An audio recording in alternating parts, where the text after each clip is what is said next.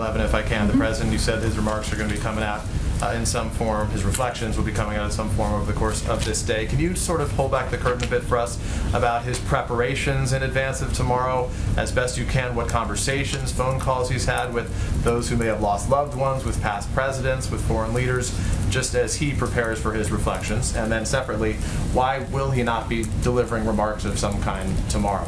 Well, I would say first, on the second question, the President felt it was important to visit each of these three sites to commemorate the lives lost, the sacrifices made on a day that has impacted millions of people across the country, but certainly many people in those communities. In order to do that, he's attending a ceremony where several other former presidents and prominent officials are going to be hearing the names of those lives that were lost around that period of time. Is in a moment where there's a lengthy speaking program, and then he's going to be laying wreaths to commemorate the lives and honor those whose lives have lost. We're releasing the video today because we want you to hear from him, and he wants the American people to hear from him directly on what 9/11 means to him 20 years later, and so that's why we're doing it in advance of his trip tomorrow. And then to the first part of that question, for the conversations he's had with, has he had conversations with Delawareans, with other Americans who lost loved ones?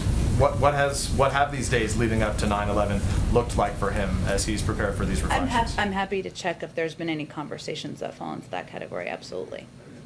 Go ahead. So we've reported that some members of the cabinet will be meeting to discuss trade issues, including a new probe on allegedly illegal subsidies.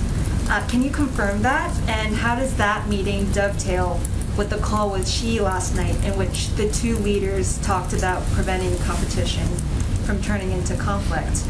Would a new trade probe be an escalation of hostilities? Well, first I would say that certainly economic topics were a part of the discussion last night, but they were not a major part of the 90-minute call that the President had with President Xi, and it wasn't a call that was intended to produce final outcomes or deliver final outcomes.